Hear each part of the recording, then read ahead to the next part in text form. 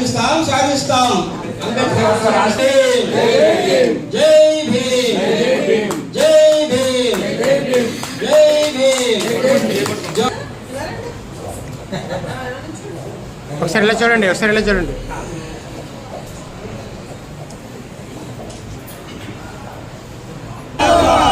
బాబాసాహెబ్ అంబేద్కర్ జై భీమ్ జై భీమ్.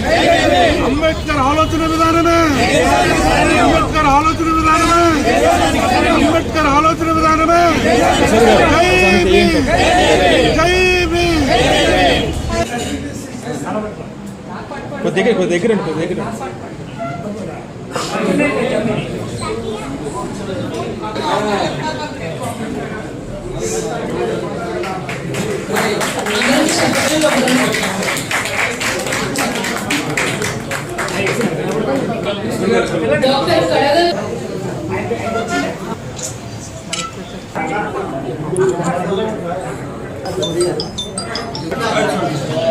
అదండి, నేను ఈ Jai Bhim Unity Foundation chairman and Republican party of India Andhra Pradesh state vice president.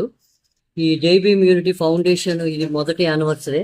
యాక్చువల్గా ఏంటంటే ఈ జై భీమ్ యూనిటీ ఫౌండేషన్ పెట్టడానికి కొన్ని ప్రాబ్లమ్స్ అయ్యి రిజిస్టర్ ఆఫీస్లో అంబేద్కర్ పేరు మీద అసలు ఇవ్వనని అన్నారు, రిజిస్టర్గా శాంక్షన్ చేయని అన్నారు జై భీమ్ ఫౌండేషన్. కానీ నేను అంబేద్కర్ గారి మనవడు అయినటువంటి ఆనందరాజు అంబేద్కర్ గారి చేత ఫోన్ చేయించి ఆ ఫౌండేషన్ నేను స్థాపించడం నేటికి 1 year, ఇది మొదటి సంవత్సరం యానివర్సరీ అండి. అందువల్ల ఈ అంబేద్కర్ గారి బర్త్డే యానివర్సరీ కార్యక్రమం జరుపుకుంటున్నాము.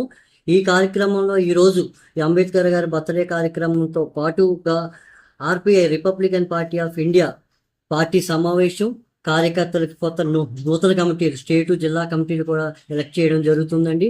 ఈ కార్యక్రమానికి మన గౌరవ state vice president, national secretary అయినటువంటి డాక్టర్ పిట్టా వరప్రసాద్ గారు వచ్చారు, మన మధ్యలో ఉన్నారండి.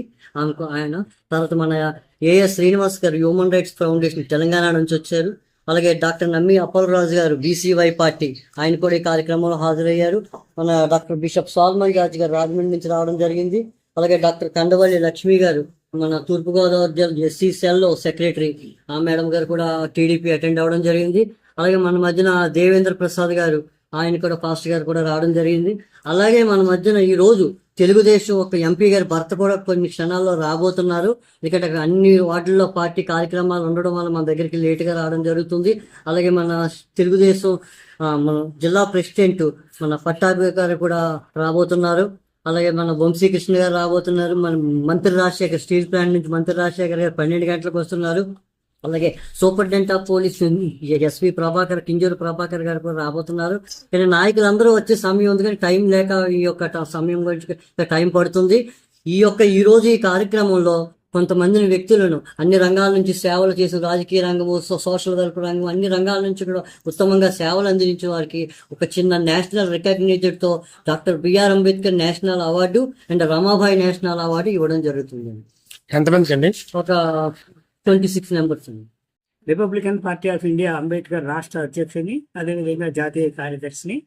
ఈరోజు అంబేద్కర్ 135వ జయంతి సందర్భంగా మా ఉపాధ్యక్షులు వరప్రసాద్ గారు ఈ మంచి కార్యక్రమాన్ని పెట్టి అనేక మందికి అవార్డులు ఇవ్వడమే కాకుండా పార్టీలో చాలా మందిని, ఈ రాష్ట్రం నలుమూల నుంచి కొంతమందిని ఇక్కడ పార్టీలో ఆహ్వానించి వారికి పార్టీ సభ్యత్వాలు, వాళ్ళకి పదవులు కూడా ఇవ్వడం జరుగుతూ ఉంది. ఇది అందరికీ Jai Bhim. Human rights foundation national సెక్రటరీని ఈరోజు బాబాసాహెబ్ అంబేద్కర్ గారు 135 పురస్కరించుకొని విజయవాడకు రావడం జరిగింది. ఒకటే చెప్తున్నాం, కులరైతు సమాజం ఏర్పడాలి, ప్రతి ఒక్కరు కూడా విద్యను అభ్యసించాలి. స్వాతంత్రం వచ్చి 75 సంవత్సరాలు దాటిపోయినప్పటికీ కూడా ఈ రోజు కూడా విద్యలో మనం చాలా వెనకబడి ఉన్నాం. ఆర్థికంగా ఎదగాలన్నా, సామాజికంగా ఎదగాలన్నా విద్య ముఖ్యం. కాబట్టి ప్రతి ఒక్కరు కూడా, ఏ కుల సంఘాలైనా, ఏ మత సంఘాలైనా కూడా ప్రతి ఒక్కరు కూడా ఎడ్యుకేషన్ ఎంకరేజ్ చేద్దాం. దాంట్లో మనం అందరం ముందుందాం. ఎడ్యుకేషన్ ముందున్నట్టయితే ఆర్థికంగా, సామాజికంగా ఎదిగే అవకాశాలు చాలా ఉన్నాయి. కాబట్టి విద్యని మనము ప్రముఖంగా తీసుకెళ్దాం.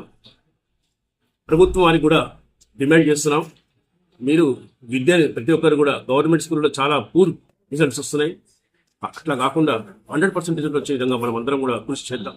డాక్టర్ నమ్మి అప్పలరాజు గారు భారత చైతన్య యువజన పార్టీ నేను స్టేట్ పిఎస్సీగా పనిచేస్తూ ఉన్నాను. ఈరోజు డాక్టర్ అంబేద్కర్ 135 సంవత్సరం పుట్టినరోజు శుభాకాంక్షలుగా ఈరోజు చెప్పడం జరుగుతుంది. మన వరప్రసాద్ గారు ఈరోజు చీఫ్ గెస్ట్గా రమ్మనడం ముందు ఆయన కృతజ్ఞతలు చెప్తున్నాము. అలాగే మన బోడి రామచంద్రరావు గారు అనేక రకాల సేవలు చేసి ఉన్నారు. అలాగే ఆయన మీకు 5 మీటర్లు ఇంటి పెడుతున్నారు. ఆయన నిరాహారం చేస్తూ ఉన్నారు. ఈ వేళకి 4వ రోజు అని ప్రభుత్వం దిగి రావట్లేదు. కానీ చాలా దారుణంగా ఉంది ఆయన పరిస్థితి కూడా. ఎందుకంటే అన్నీ ఇవ్వాల్సిన వాళ్ళు వాగ్దానాలు చేసిన వాగ్దానాలు కూడా ఇవ్వకపోవడం వల్ల రాజధానిలో 1000 ఎకరాల భూమి బీసీలు 139 కులాలకు ఇవ్వాలని ఒక డిమాండ్ కూడా పెట్టడం అయింది. ఈరోజు అంబేద్కర్ విగ్రహానికి కొన్ని పూలమాల వేసి ఆ వినతి పత్రం కూడా అంబేద్కర్కి ఇవ్వడం కూడా జరిగింది.